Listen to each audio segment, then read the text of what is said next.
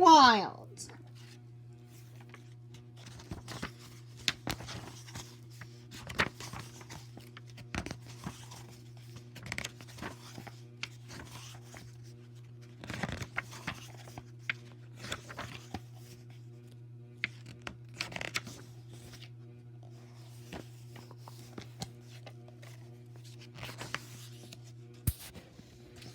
Though urban wildernesses would seem to be a contradiction in terms, many an American city has within or around its borders one or more natural enclaves that fully fit the description. New York, the ultimate metropolis, contains a wealth of such wild places. They range in type from the salt marshes and ocean beaches of Long Island to the swamps of New Jersey and the forested highlands of the Hudson River Palisades. Small in extent and coexisting in perilous proximity to human habitats, they nevertheless preserve this pristine look of the land as effectively as any sprawling national park in the West. On the map at right, parks and other reserves are represented by a dark green tint outlined in red, woodland tract by a medium green, and suburban wetlands, fields, and woods by a light green. Swamps and marshes are marked by blue dashes, rivers and streams by blue lines, and roads numbered by white lines. The yellow tint indicates virtually complete urban development. This is the urban wilds.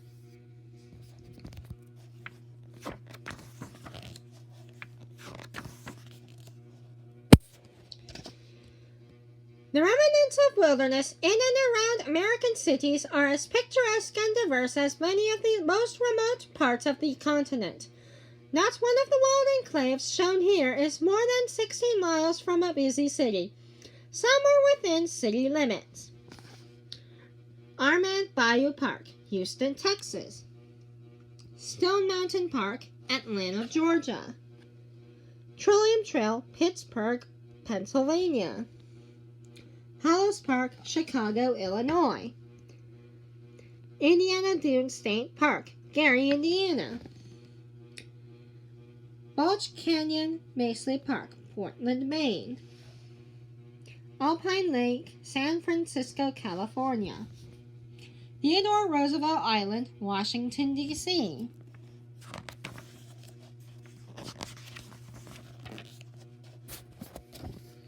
The narrow entrance to one of Manhattan's earliest known dwellings, a cave visited by Indian hunting parties over 1,000 years ago, opened onto a rocky slope in Wood Hill Park.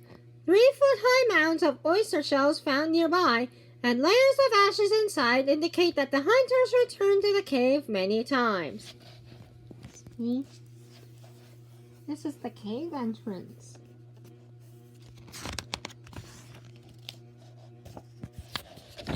During the year, Manhattan's Central Park is home to an astonishing total of 200 bird species, the most colorful which are songbirds shown here on the perches within the park. The bird's favorite habitat is the ramble, a hilly wooded 26.3-acre plot in the south central part of the green oasis. 2 bobolinks, white-throated sparrow, tufted titmouse, Baltimore oriole. That's Maryland state bird.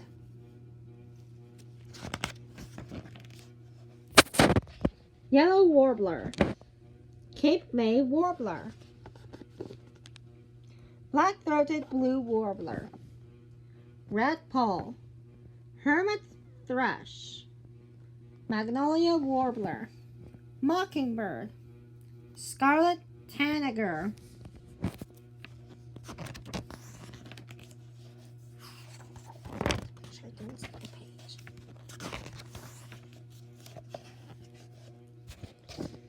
The protruding nubs on this chestnut oak mark the loss of a number of branches. Perhaps the victims of fire or storm damaged this exposed windy highland. Its fallen branches, like those of trees in the background, will decay on the ground among the leaves and other debris, and thus will help fertilize the growth of a new tree, possibly of a different species. See that tree?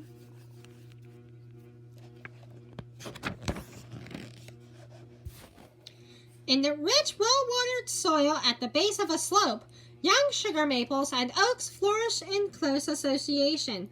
The deeply furrowed mature sugar maple in the foreground, perhaps a century-old, contrasts with the pale, slender saplings that must compete with it for sunlight and soil nutrients. See? The warping, curling plates of bark and gnarled limbs of this 70-foot giant identify it as a mature shagbark hickory, common to the Palisades. This hickory, distinctly North American, mixes with oak and other broadleaf trees on fertile soil and produces a rich crop of nuts for woodland animals. See? Now that bark is weathered. In response to some major injury, probably attacked by insects or storms, that sheared off its crown, this 150-year-old sugar maple has sprouted a Medusa-headed tangle of younger limbs. Normally, sugar maple branches grew